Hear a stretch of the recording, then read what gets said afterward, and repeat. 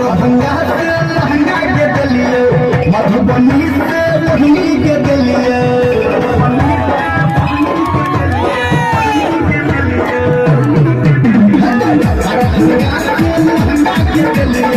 मधुबनी से हम मोहिनी के दिलिए, हम सुपौल से दिलिए।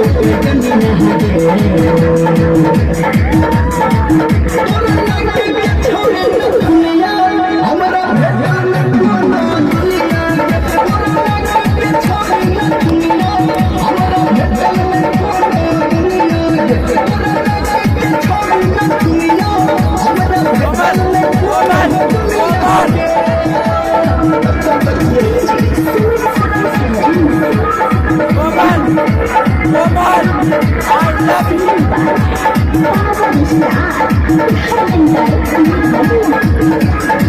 you.